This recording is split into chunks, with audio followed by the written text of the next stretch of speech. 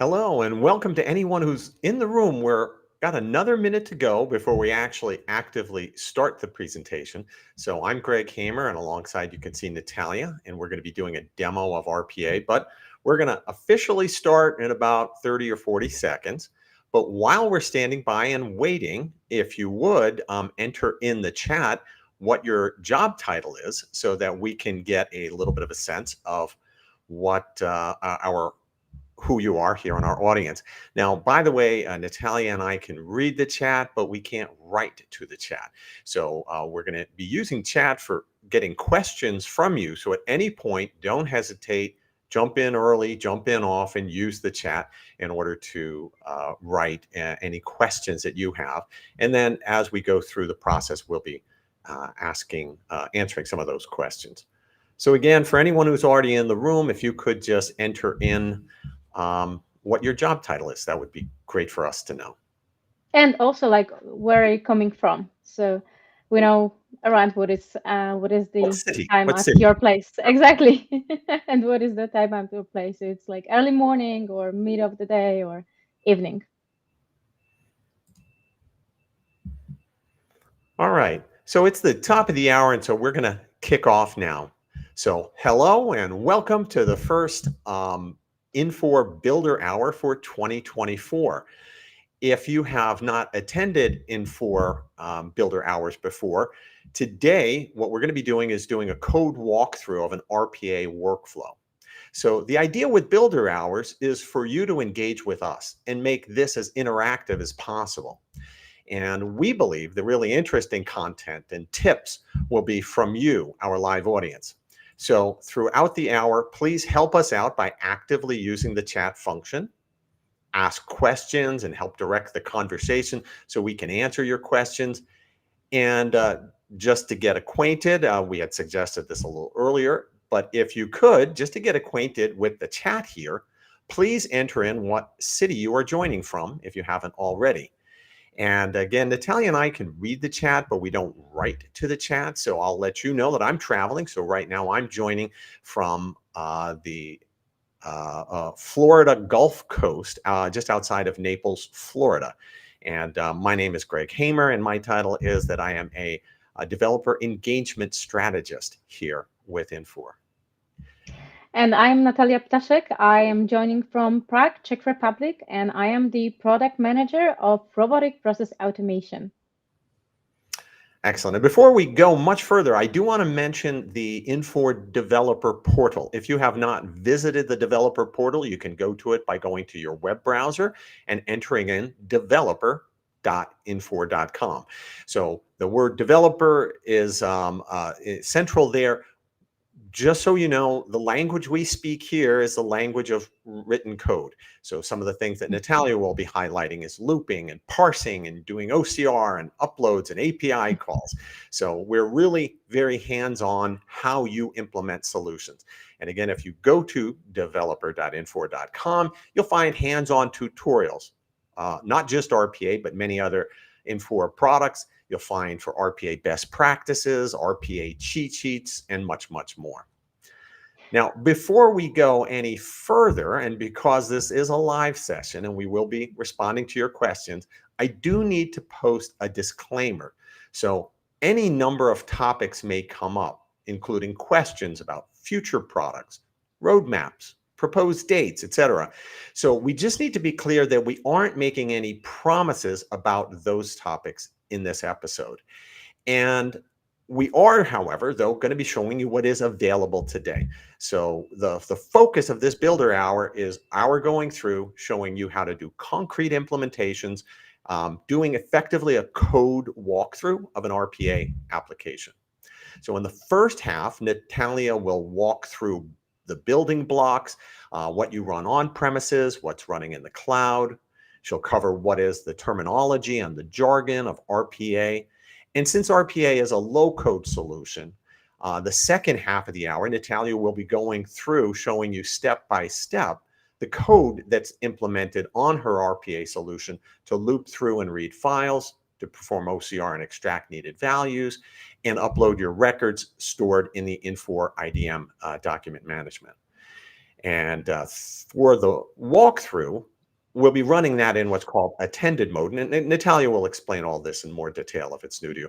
We'll be walking through the process in attended mode so that message boxes can be opened up so that we can see output for debugging and quality assurance.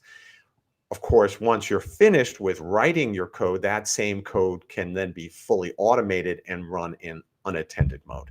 So we'll be covering those basics. So Natalia, can I hand off to you to do a little bit more introduction of yourself? Sure. So as I said, I'm the product manager of robotic process automation, but also I'm the product manager of the generative AI solution. That's our new initiative in Infor. So there will be new things coming up in regards to the Gen AI, so stay tuned. But today we'll strictly focus on RPA, but I will also touch base on some other applications which are part of InforOS. Excellent. So another disclaimer, not legal, but for folks who know that RPA is short for Robotic Process Automation, we're going to be focusing on just digital automation, not like shop floor robotics. So there aren't going to be any robotic arms or any sort of like mobility devices that are involved. We're really going to be focusing on how you can integrate into the Infor systems what you already have as information in your on-premises environment and how we can do digital processing of that. So a key concept or terminology that you'll be seeing as Natalia jumps in is activities, is the terminology we're going to use to group the different processes that are supported by RPA.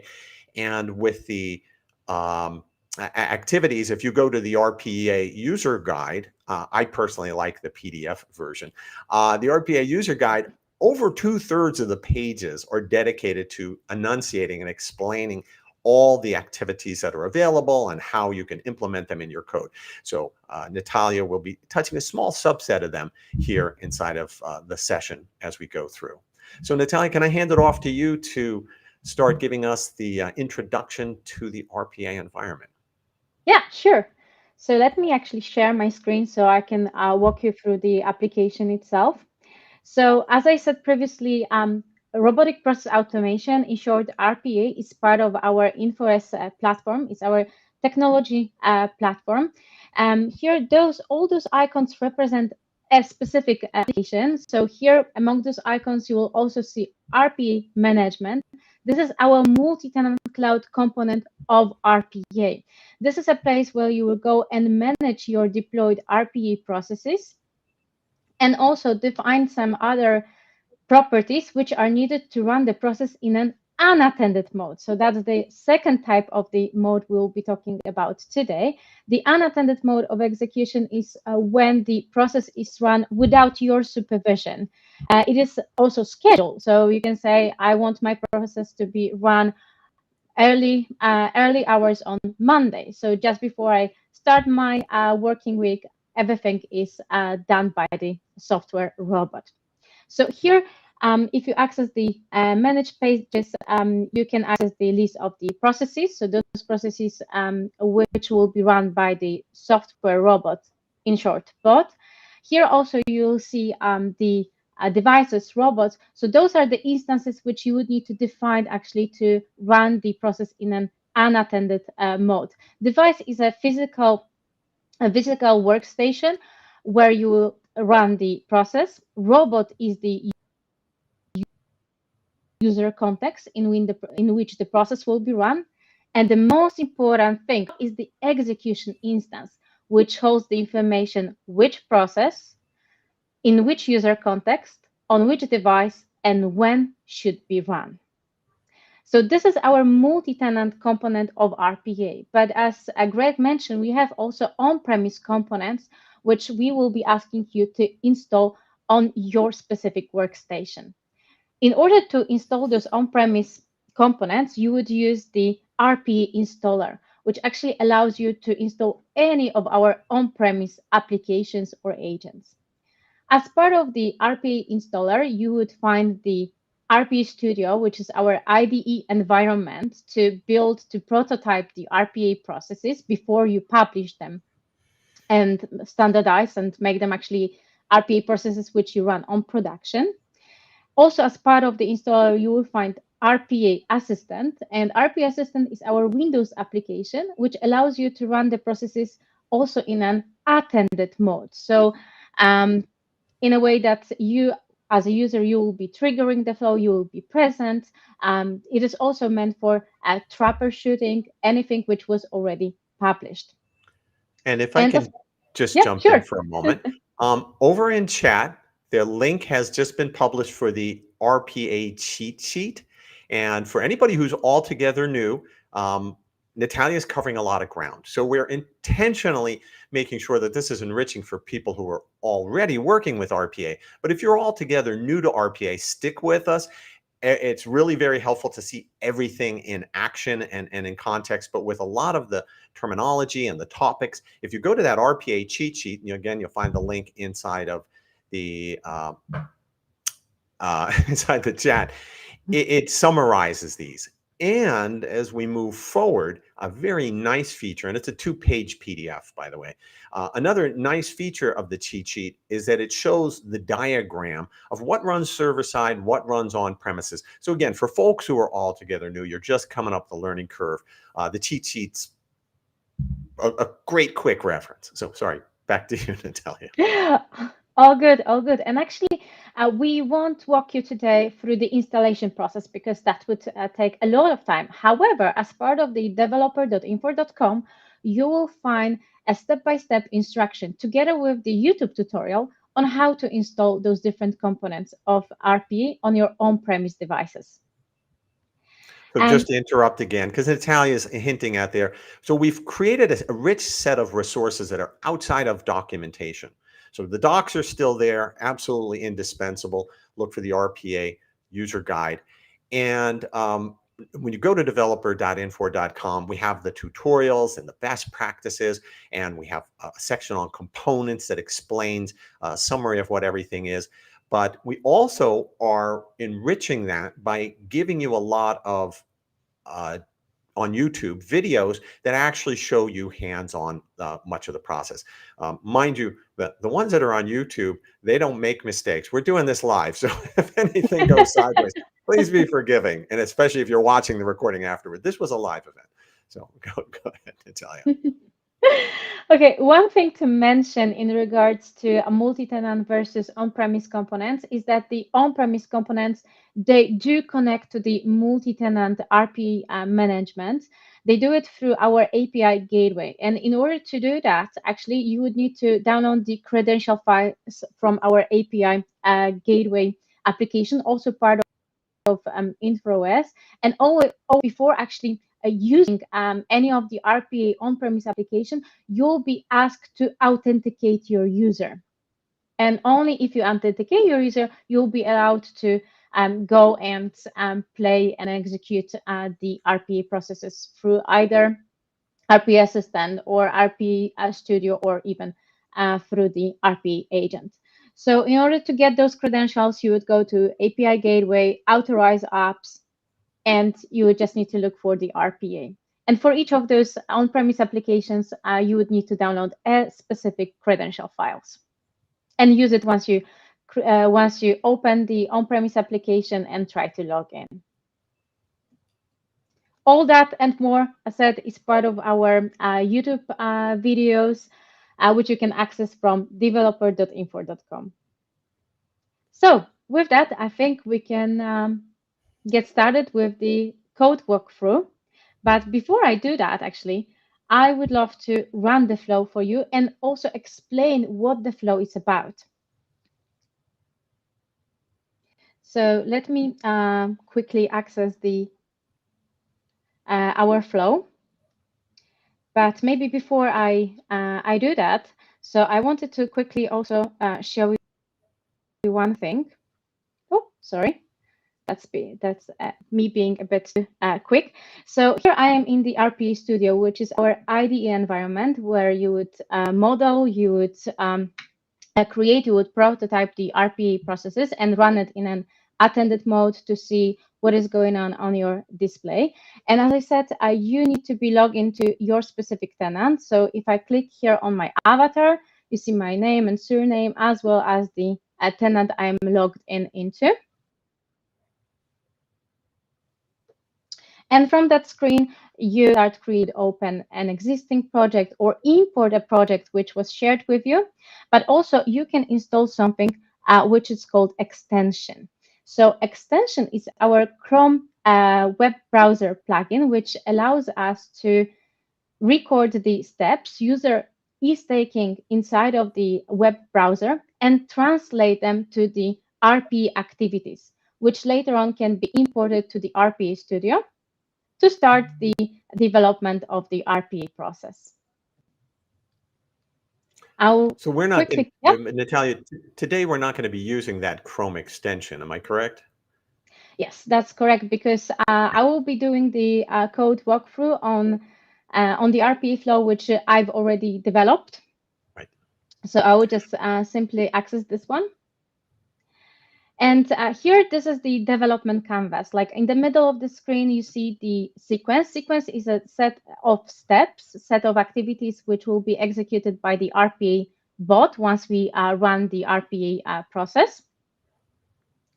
And we have also multiple different panels. I will be going through them once we do the code walkthrough, because right now I would like to focus on the use case itself. So today we are going, everything like has to be digitalized together with the paper documents. So we are moving from the world where we would store all these paper documents in the binders or like in the piles. And then it would take us around like 20, 30 minutes to find the paper document we are looking for. So right now, the companies, the organization are moving towards the digitalization of such paper documents. And RPA actually is a tool to help with this digitalization. And this is today what I'm going to show you, how RPA can help with digitalization of the documents. So my bot will be reading the documents from a dedicated file directory where I stored my business documents, such as big tickets. And the bot will be actually uploading those documents to the document repository. And I will be, for the document repository, I will be using Infor Document Management, which is document repository, also part of Infor's platform.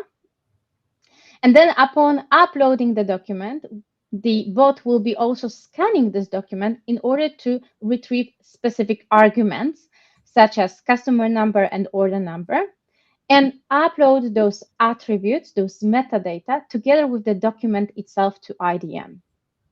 So in order to do this, as we call it, text extraction using the OCR technology, optical character recognition. And for that, we are using Infor Document Processor, in short IDP, which is our Infor in-house OCR, which is capable of extracting text from the business documents. So with that, as you see, the flow itself, it's not that long. So I hope that we'll have time to show every single one of those activities, how they are configured, but no worry. Such similar flow is already exposed as part of the developer.infor.com. So you can go there and actually have access to a very similar flow to this one to try it out yourself. And with that, so let me just take a step back. Flow. So for that, I will actually. Oh, are you about to run it? On the, yeah. Of course. So please go ahead. Yeah. I haven't clicked yet. Okay. So let me run it. So as Greg was mentioning, we will be running it in an attended mode. And the output panel was opened to actually let us know which activity is being executed. And also if I may if the jump in, activity was successfully executed. So you see right now it's being started. And if I may jump in. So just to recap, Natalia's moved over into the IDE, the Interactive Development environment of the RPA Studio. She's opened up what is a XAML file, an XAML file, upload to DM, and she is now running it. And what we had seen underneath this message box was the canvas that gives a visual building environment. So we haven't seen the code, but now what we're actually seeing is this output that Natalia's code, as she'll step through shortly, throws out to the message boxes. Because, you know, as we do development, we want to QA our work. We want to do unit testing. We want to check and make sure that we're getting the values as we had anticipated. And we're using message boxes to do that. We're not going through the advanced levels of debug here or error handling. So there is, for instance, try-catch logic here. But in any event, I'll hand back to Natalia so she can explain what's going on. It goes a little slower on this first execution, but I think it's hot now. Yes, exactly. The bot is warming up. So the second message box, which you see currently, is to see if actually bot or our OCR technology extracted the key values we wanted. So for me, what I wanted to extract was the order number, and I got it, and also the customer number, and I got it as well. The next message box will actually show me the JSON payload, which I will use to filter out the values, which I need later on when I will be uploading my document to IDM. And again, you won't be seeing about logging to IDM, logging to InfoS portal and uploading it from the UI, because we will be using APIs. So best practice actually when building the RPA process is wherever the APIs are available, go with the API with APIs, because they are way faster than doing the things from UI, from web browser, for instance, and also more reliable. So here in this message box, you see those two values which I needed in order to create my document. One is the order number, the second one is the customer number. If I click OK, right now it will take a bit longer time, because what the bot is doing right now is creating the payload for my API request to upload the document to IDM, which involves also the encoding of the document itself. We are Base64 encoding the document before we call the IDM APIs. And then, of course, what you will see when Natalia goes through the actual code is that it's designed to just repetitiously loop through and ingest, in this case, files that are in a particular directory. But this type of looping sort of activity can be done with a wide variety of different sources. So one thing we're very happy is that we now have the Microsoft Office 365 graph. So if you have any digital source material that's coming in through email or any type of Microsoft Office documents, we have activities for those. So again, that's outside the scope of what Natalia is demonstrating today. But if, as you see what Natalia is doing, you'll be able to extend and imagine other applications that you can use RPA to automate. And by the way, when you're making that decision, should we use RPA for this or not? One area that's, I think, a clear guide is that if there's currently a manual activity, that an error on that manual activity could have a significant financial setback. If errors are really bad, like we painted the car the wrong color, those are really ideal for using RPA. So where you need to have quality on automating your processes that may be currently manual, RPA is really very compelling. So sorry about the interruption. Back to you, Natalia. Oh, good. But if we're talking about any automation of the business processes, you have to remember about some things which will allow you to decide if RPA is a good tool to do that.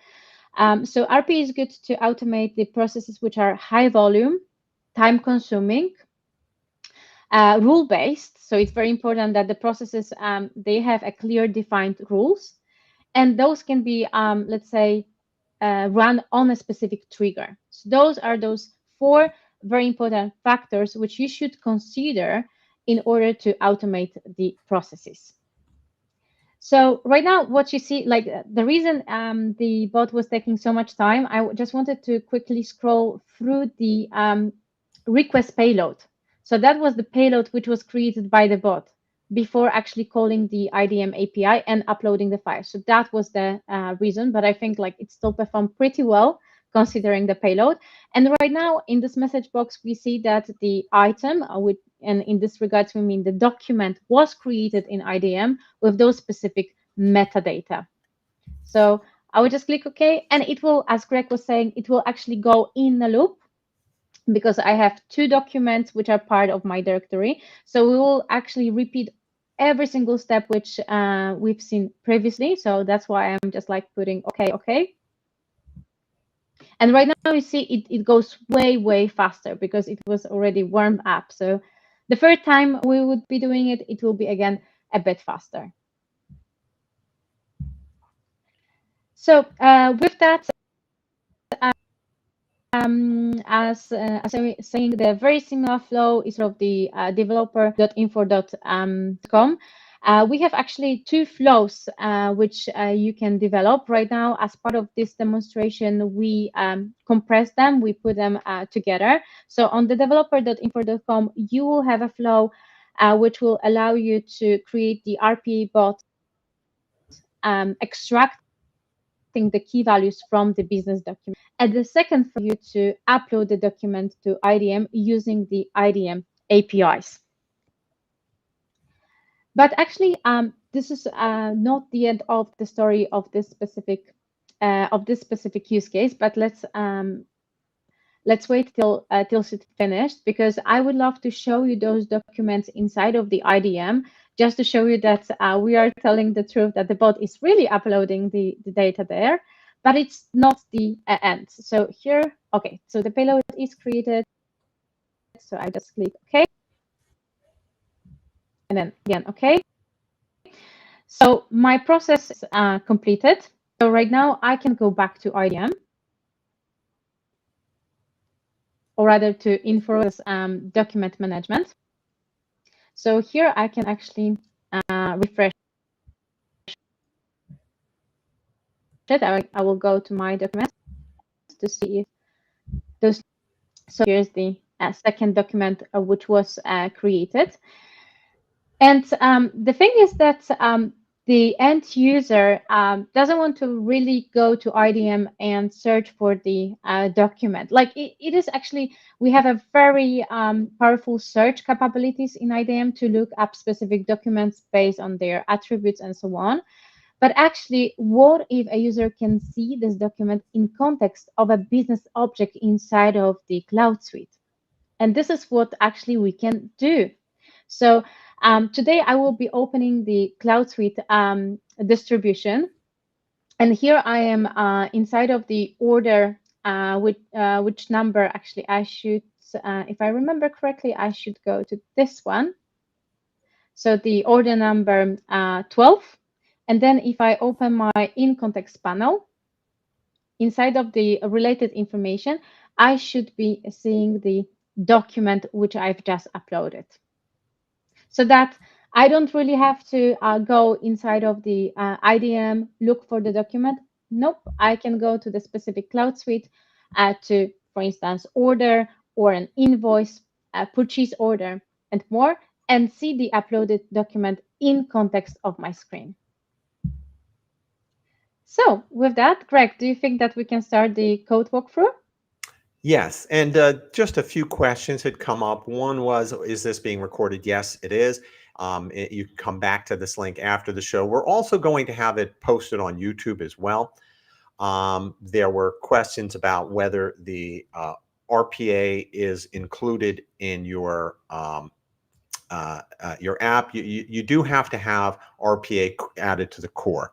So in order for you to have access to RPA. But yeah, so now what Natalia has given you is she's shown you the output. Oh, and someone also asked, what do we mean by attended versus unattended? The fact that there are message boxes implies a human being is there interacting with the app. So that is attended. And during the development process, we almost always are using attended mode. Unattended means that it's a process that's now been QA'd, pushed into production, and we don't need to observe it. And Natalia was just showing how you could confirm that the documents were uploaded into IDM. So generally, once you're finished, you'll most frequently be running the flows inside of an unattended mode. Am I correct on that, Natalia? Yes, and maybe to that point, for the unattended mode of execution, you would schedule it. So you will say exactly when the process should be run. And then when the process is being run, then you can go to the RPA management and see the results. See if the process was run successfully, or if something failed. And if something failed, we also have the process logs, which you can review and see why the process actually failed. Awesome. So let's go and take a look at the code. Now, just to highlight, again, what Natalia has done is opened an already QA project, frankly, upload to idm.xaml. And now, as we step through, she's going to be using the canvas, but exposing other panels that will show where the programmatic logic is inside of the application. And the IDE, the RPA Studio, is very helpful because it gives you that drag and drop environment. It lists all the activities. You'll be seeing that shortly. It shows you what the parameters are on those and how to set the value. So handing it back to Natalia, and she'll Perfect. So I told you that I will talk about those panels, which you can see as part of the RPA Studio, so our IDE environment. So here we have the project screen where you will see each of those XML projects, which you can create as part of a single project. For now, I'm having just one project, but here, like normally, you would have multiple of those. And one of the most important panels, which are mostly used, is of course the activities panel. So activity is a task which will be executed by the bot, such as click, open a browser, go to the tab, select from the dropdown, and so on and so forth. So we have a pretty comprehensive list of those activities. However, there are some RPA developer skills which are recommended to have either before even you start your journey with building your RPA processes, or it's good to get when you start your journey. So first of all, it's good to have a basic knowledge about any coding language, especially the logic behind it, and as well as the understanding about the data types. What will be very, very useful is actually the knowledge about the visual basic expressions, in short, VB expressions, because those will be highly used when building your RPA processes. Today, I will show you some of those VB expressions, but we won't go into the details. And if I may jump in, if VB is not your first language, but you have proficiency with other programming languages, you're being able to implement these VB expressions will be very straightforward. So for instance, you'll see for conversions, we're going to use the toString function. And it looks pretty much the same in all the languages I program in. The only exception is whether it's capitalized the S or not. So again, you'll see this, and don't be shy if VB is not your primary language. It's something you can cross-train and pick up quite easily. So back to you, Natalia. Perfect. Yeah, that's right. And as I said, we have this a very comprehensive set of activities which you can use, and those are low code or sometimes no code. But if you are already advanced with VB, we have an activity which is called invoke method, and using this one, you would use the VB expressions. But coming back to the RPA process, which we develop. So first of all, the first step is actually to read the files from my directory. And for that, I will be using the activity called get files in directory. I can use the search bar to actually search for any of those activities. And this is like a drag and drop UI. So you can drag and drop the activity on your canvas. And then once you click on it, you will get the properties panel, which will appear on the right-hand side. And here, as part of those properties, there are like few of them which you'll be asked to define, such as path. Path is actually the path to the directory from where we will be reading the files. and the output of this directory. So the output of this activity, because each of the activities has the input values.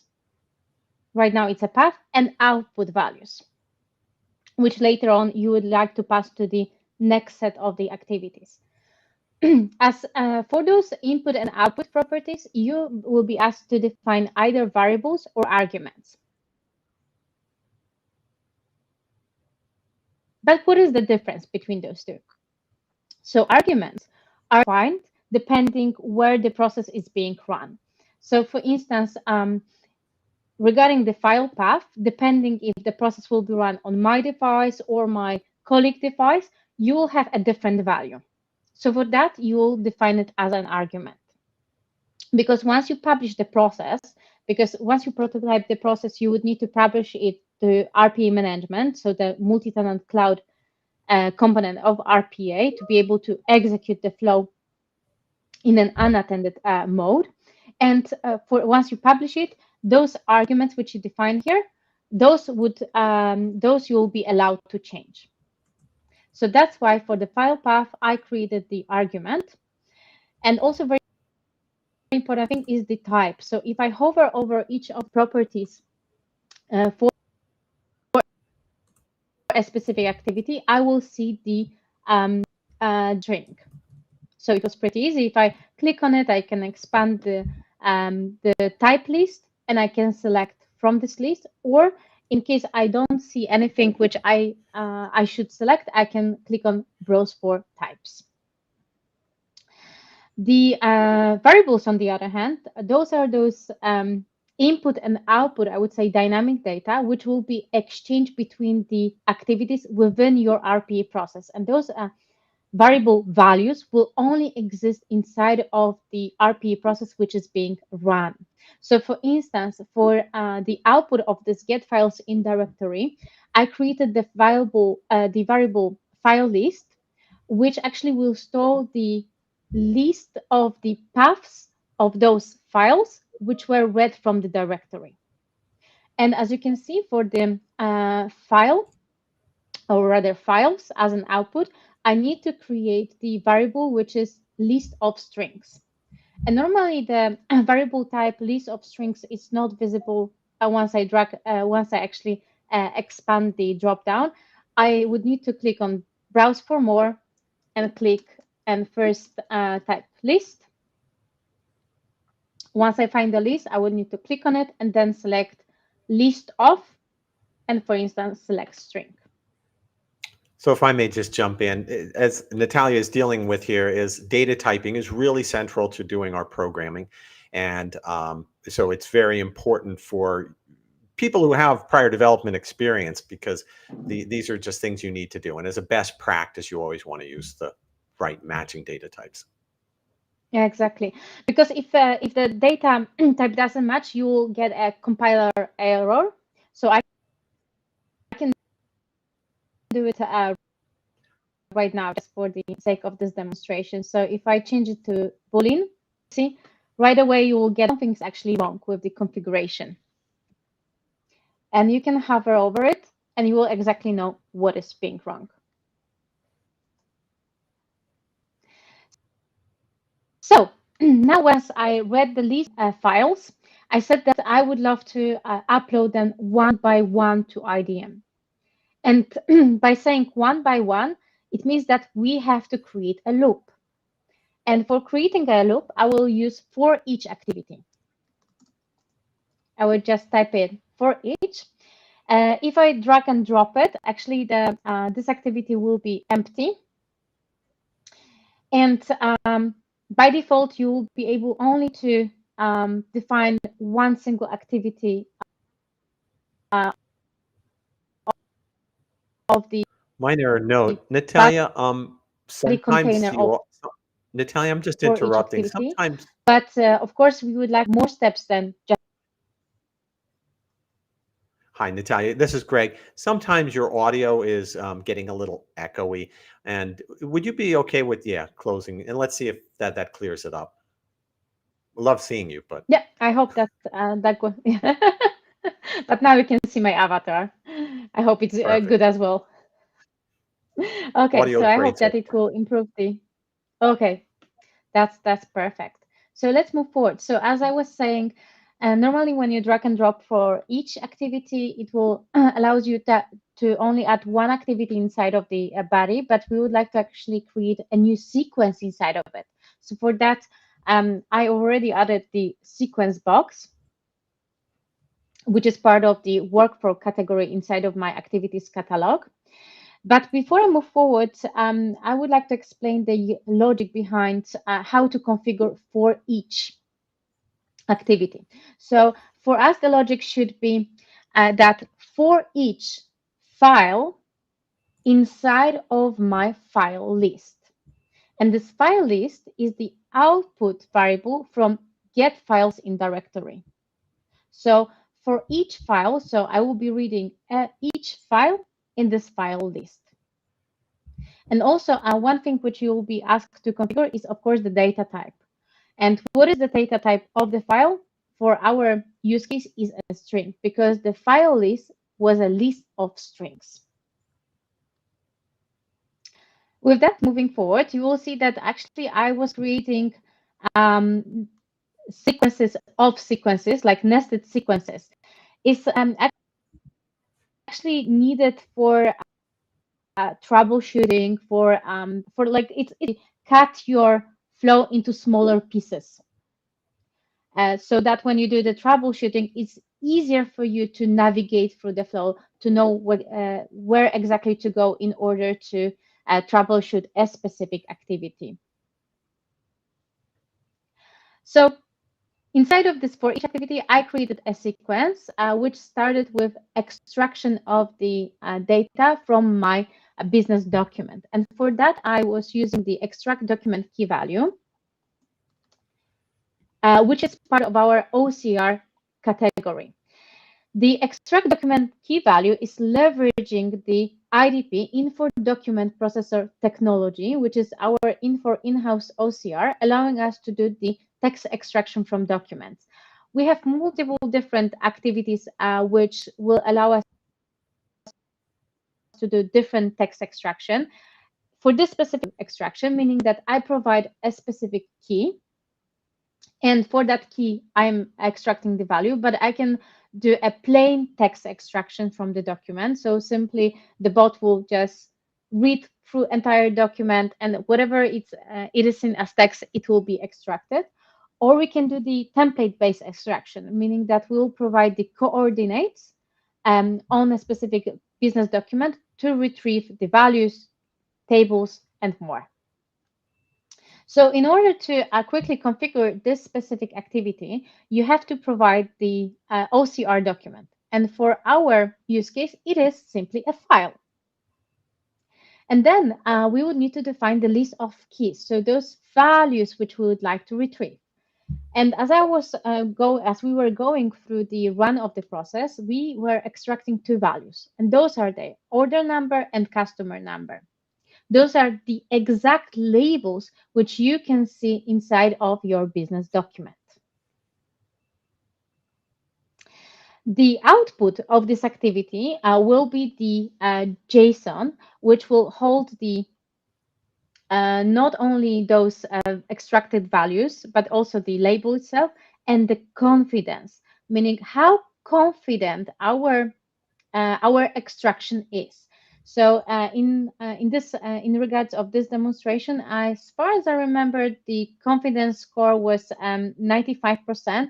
So which means that it performed very, very well. But it is always good to know how well the extraction, how confident the extraction is when we are retrieving the data. So moving further, I also decompose it to create another sequence, just to like one sequence which is talking about the data extraction, and the next sequence which will be talking mostly about creating the payload, the JSON payload for my request body to call the IDM, Infor Document Management API, to upload the document itself. But before I move into what kind of variables I need for my payload, you can see here the message boxes. So those are the message boxes which Greg was highlighting that we are using for troubleshooting. We are using to know if the specific values were actually retrieved by the bot, if they are correct. So I implemented one message box to retrieve the file path.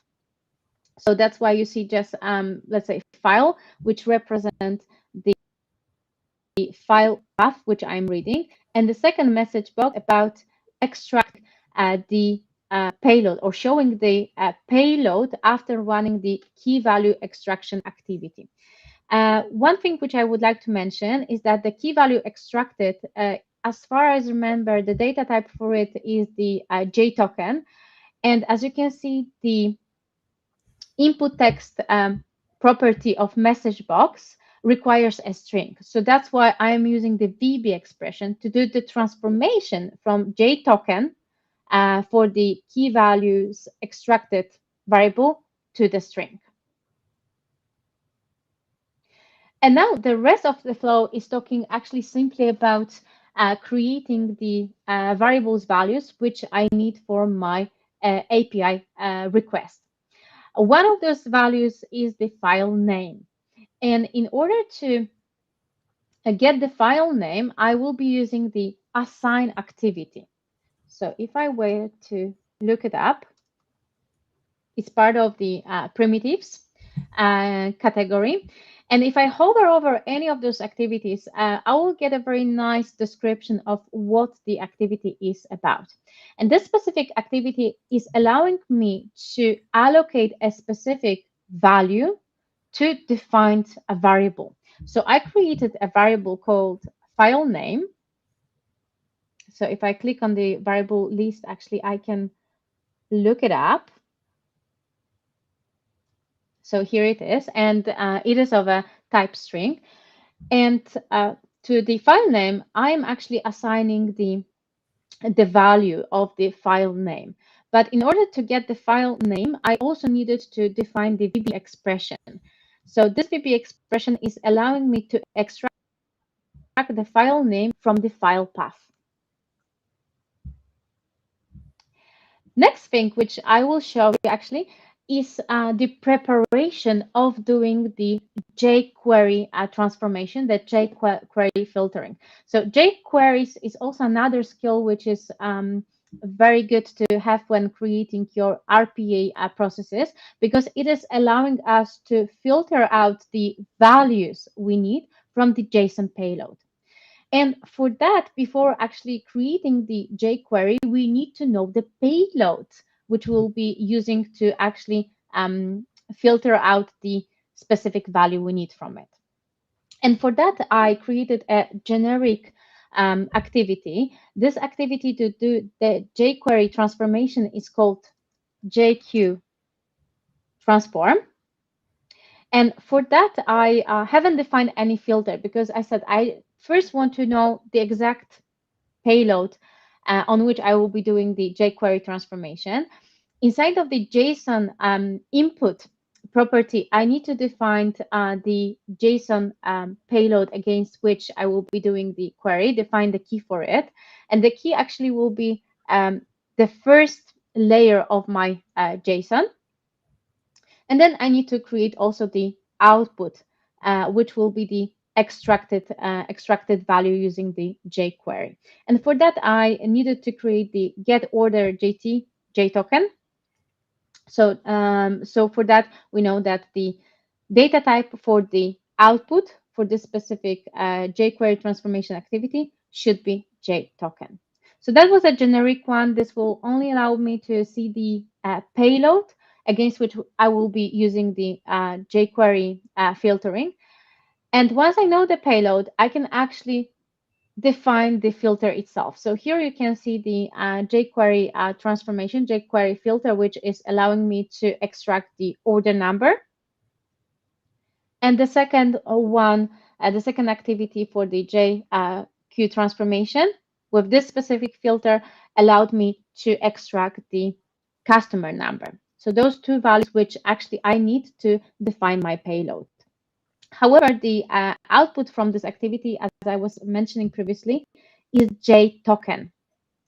However, for the API JSON payload, API request payload, I need to have the string, which means that again, I would need to define a VB expression and assign those values to my specific variables, such as customer and order, and have it as a type of string.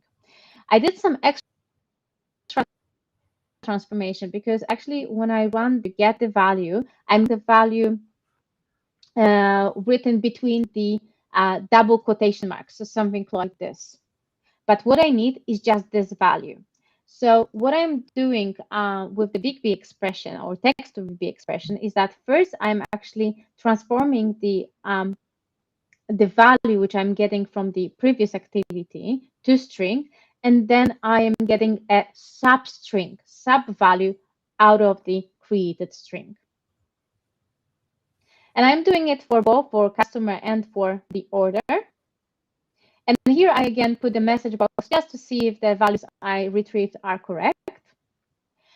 And then, as I was saying previously, as you could see, the file which we are uploading, before we can actually build up the API request, has to be Base64 encoded. And for that, we have a dedicated RPA activity, which is called file to Base64 string.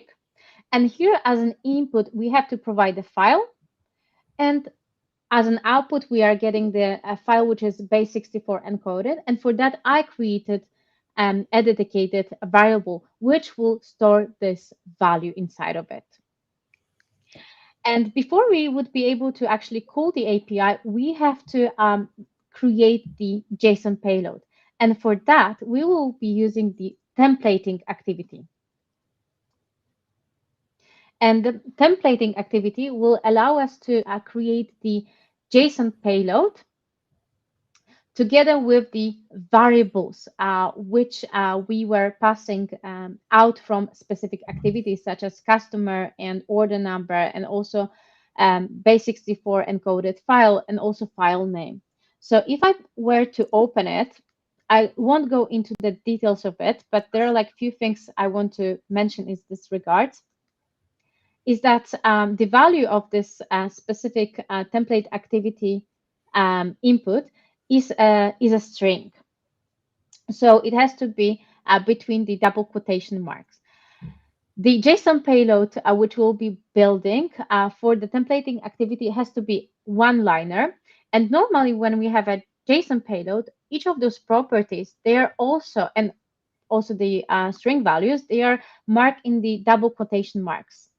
But we can do it inside of the templated activity. We have to use the single quotation mark, because if I were to change it to double, my templating activity will actually will be seeing like two string values next to each other.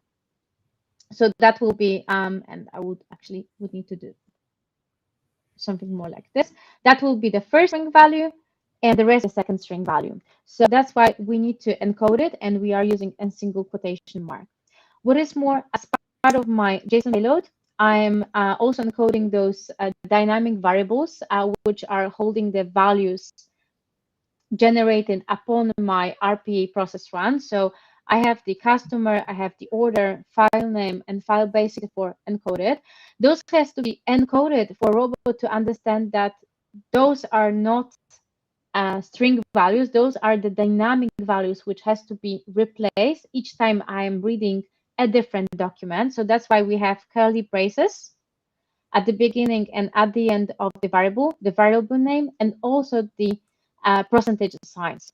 So this encoding specifies that this specific value will be replaced by the value retrieved by the bot. And in order to actually translate this templating activity, so which is actually this the text which is already replaced with the values retrieved by the bot, I have to deserialize the JSON. So actually create the JSON out of this template activity output, which will allow me to replace those single quotations into double quotations. So create the JSON I can actually use as part of my API request. And for that, as an input, I'm actually defining the output from the templating activity. And my output is the IONAPI payload. This is the variable, and it has to be of a type JToken. It is specific variable later on I can use as part of my IONAPI request. So we have a dedicated IONAPI request activity, which is allowing us to access any of the endpoints exposed on API gateway. And as part of it, I just need to define the endpoint URL, a full URL of my endpoint, together with the tenant and so on. And if it's a post request, I need to define the post JSON payload in this specific example. And as part of the troubleshooting, I also defined the output variable, which is response, which will be holding the response value. So I actually will use to create the message box to show me, to alert me if the upload was successful and what are the attributes for uploaded document. And if it failed, I would also would like to know the reason why it actually failed. So with that, we actually wrap up the entire code walkthrough.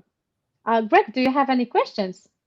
No, and excellent, and lots of string processing in there. So Exactly, yes.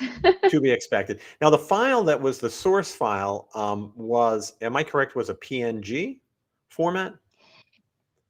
Yes, exactly. This is a PNG. However, our OCR, so IDP, Infor Document Processor, is capable of extracting the text not only from PNG, but also from PDFs and GPG. Excellent. And also, there was a question about any plans to support other programming languages. And we did get a response from somebody that there is a Python activity component, so that for organizations that have skills with Python for their string processing, they can integrate that in. Is that correct? Yes, that's correct, and I'm already showing it on the screen. So I looked, I just type in Python, and here as part of the programming activity category, sorry, you can see the invoke Python script activity. Excellent. So we're really interested to hear how you might be using RPA today. So if you have any workflows you're running, if you can enter those in chat, that'd be fantastic. Or if you're thinking about it, if you could enter into chat what type of workflows you might be considering it with. Again, we just touched the tip of the iceberg. There is so much, much more. A key thing to do is just go in and look at that catalog of activities. There are a large number of groupings that you can see here on the panel on Natalia's screen. And underneath each one of them are a wide variety of different types of activities. So that should help plant the seed of what sort of processes you could automate with RPA. And maybe one more thing to mention. So once you are done with prototyping and everything, you would at the end publish the process to the RPA management so that you will be able to run it in an unattended mode, so on a schedule base. So because we're the builder hour, we really want to make sure we're talking developers in their own language. We have intentionally had Natalia do a code walkthrough and show you how you can build out these environments and get these processes automated.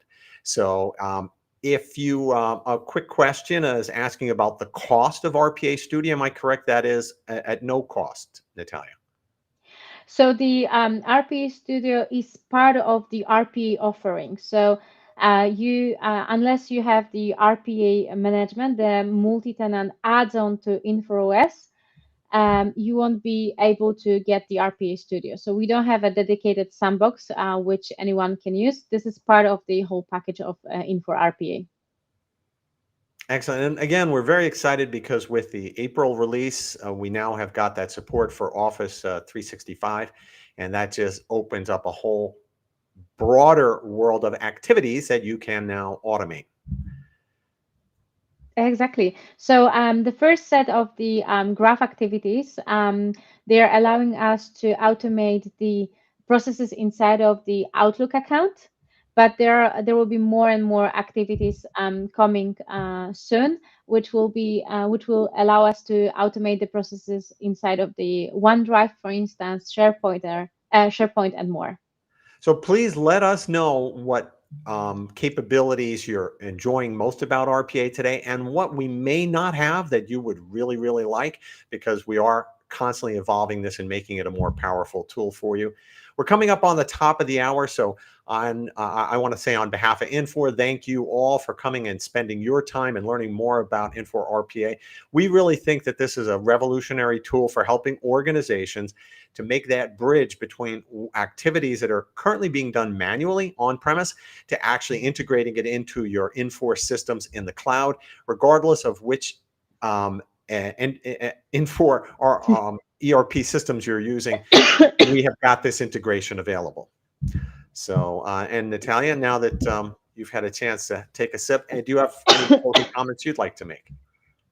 No, I'm very glad to be with you today and walk you through the specific RPA process, and I hope to see you soon, like during the next sessions of building hours.